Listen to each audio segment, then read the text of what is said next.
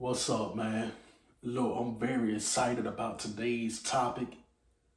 Today I'm really going to be sharing exactly how to get a business loan from a bank.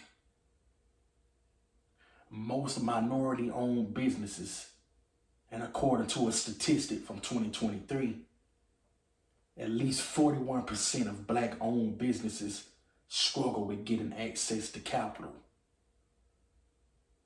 And me, being a business banker, I have been helping businesses get business loans for the past year and a half now. And I have seen this to be true.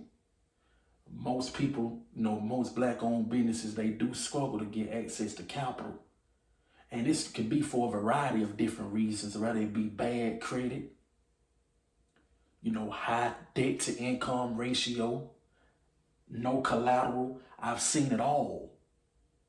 So today I'm going to share exactly how banks qualify you and the criteria that you must hit to get a business loan from a bank. Not a hard money lender, not a CDFI. I'll make a video on that topic in the future. But I'm just going to share today exactly what a bank looks at when they're trying to get you a bit funding for your business. So most people always think good credit, good credit, good credit, good credit. Banks don't lend off credit. They lend off a credit box. So consider this right here.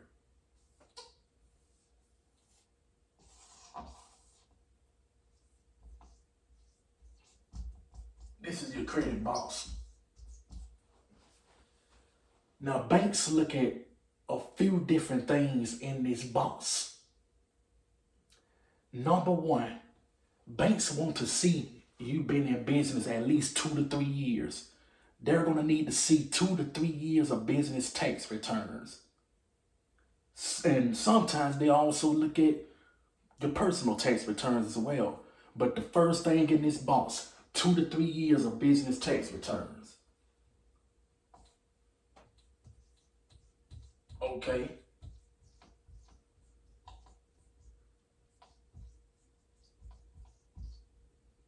The reason being is because banks need to see a consistent track record of your income. Banks do not want to lend to a business that's been around for a year, 6 months, 2 months, 4 months. They need to see a consistent track record of income so they can see how reliable and consistent your business is with generating revenue. So that's why a lot of them require at least 2 to 3 years of business tax returns. The next thing in this credit box, debt service coverage ratio. Now this right here, this is a big one. Your debt service coverage ratio basically shows a bank how much debt you have in comparison to your income.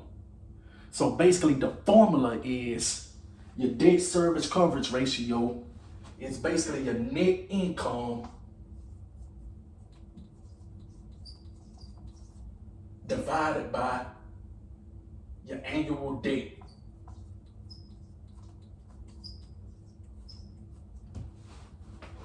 Banks will look at that formula and basically it will give them a number. And the number needs to be 1.25 to at least 2. Anything above 2, you in trouble. You get it denied right off the bat. It doesn't matter how good your credit score is. If this number, your debt service coverage ratio, isn't good. I had a guy, kid you not, I had a brother come in the bank 2 months ago with a 735 credit score. But debt service coverage ratio was out of hand. This business had too much debt. Too much debt. If you have more debt than you bringing in income, why would I lend you some money? Because you owe Larry, Curry, and Mo. When you gonna get me my money? So no, it's not all about that credit score. We also looking at this debt service coverage ratio. So be mindful of that. If you have a business, you need to check how much personal debt you have and how much business debt you have. Because we will look at both. Whatever you do on the personal side, it will affect your business side as well. So be mindful of all the debt that you're taking on so that you can stay within a good range for this debt service coverage ratio, because you don't want to have more debt than you bringing in income. The less overhead, the better. The third thing they look at, collateral.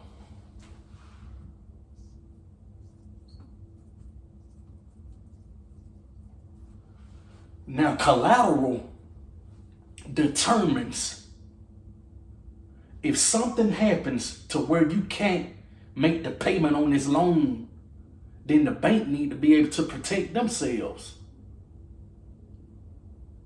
Let's say you have a barbershop. If you own the building, this would be considered your collateral. And man, this is something I found out when I started working in banking. Banks love when you own the real estate. They love when you own real estate because that's collateral. So if they are able to approve you for a business loan, they can use the real estate as collateral just in case you default or just in case you miss a payment or whatever. They could use the equity from their real estate to cover them whenever you're messing up on those payments. So banks love commercial real estate. They love when you own the real estate because that's more protection. That's good collateral. But man, if you have no collateral, let's say if you own the barbershop and you just leasing it out, and the only thing that you own is the clippers and maybe the chairs, then banks gonna be like, as far as the business, we don't know where the collateral is coming from. So that's when they may have to look at your personal. So this is something very important, man. Make sure you got some collateral. If you have a business, if you're leasing or renting, do everything you can, stash your money up to try to own their real estate, because eventually you're gonna want more. You're going to want more funding, and these banks love collateral, man. And the most important thing they look at with collateral: do you own the real estate? Now, if you got a business like a mobile notary, if you're a real estate agent, if you're a loan officer, if you got businesses like that, accounting firms, financial advisor firms, if you got businesses like that, banks will barely look at you, man, because where are the assets? Where's the collateral? We barely look at businesses like those. I mean, we may give you a line of credit, but when we talk about big money funding, man, we need to see some collateral. And businesses like that, they don't really have much, collateral involved. This is just what I've seen on my side of the banking industry. Now, if anybody else seen different, definitely let me know, but this is just what I've seen. And last but not least, in this credit box, revenue, your income.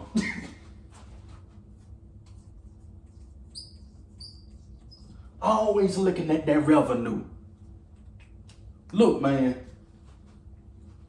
you can have 2 to 3 years of business tax returns. You can have collateral. Your debt service coverage ratio could be 1.25.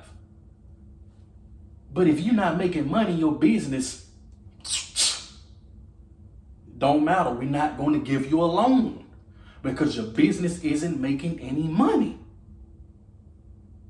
Why would I lend money to a man to a business that's only making $400,000 a year gross, but your net profit is $70,000? And you come to the bank asking for a loan for $150,000? I've seen that.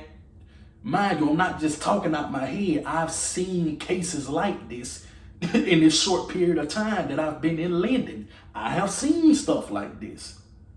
Business owners must pay attention to your numbers.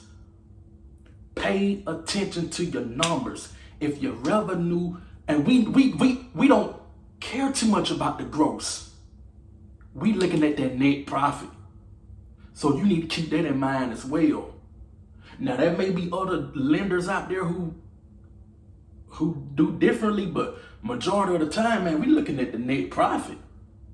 Because after all the expenses, after all the debt, after you pay your staff and your employees, after you pay for your equipment, when you gonna give me mine?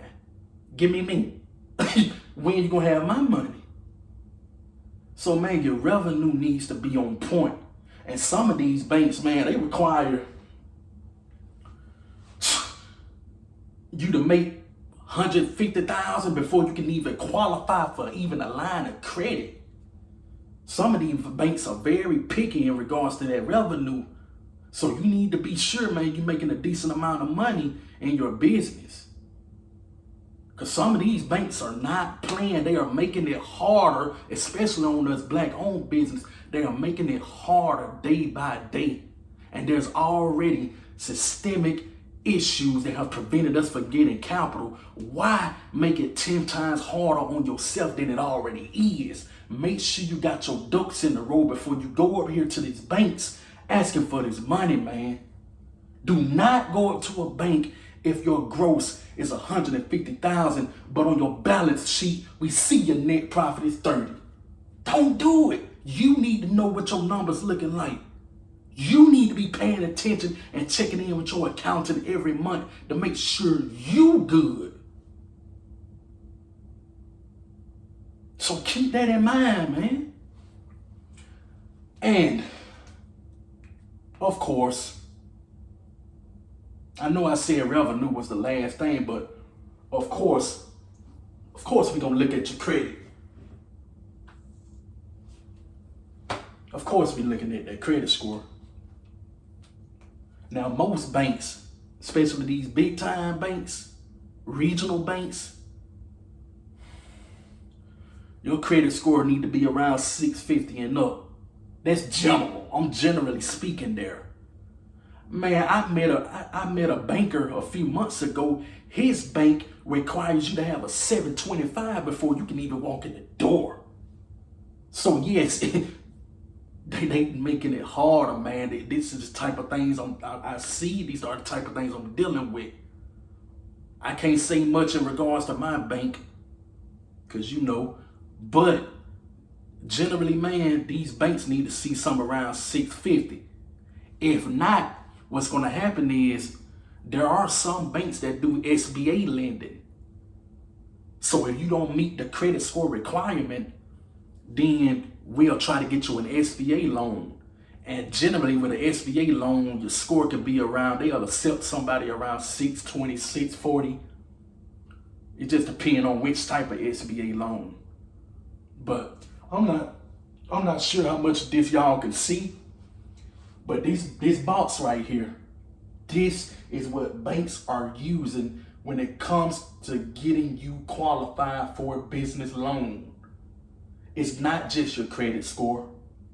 It's not just about how many years you've been in business. We are looking at these 5 things. How many years you've been in business? Do you have collateral? What is your debt service coverage ratio? What's your revenue? And your credit score. So, man, I hope y'all paid attention. I hope there was some real gain. But I want to see more of our people win. I want to see more of our people get this funding. because there's so much money out here on the table.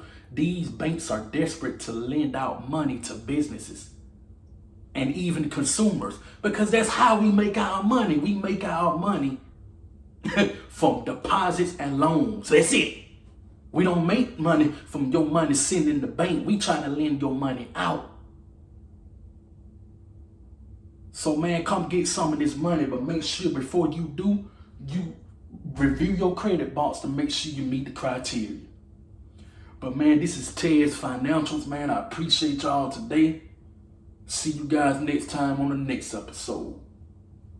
1.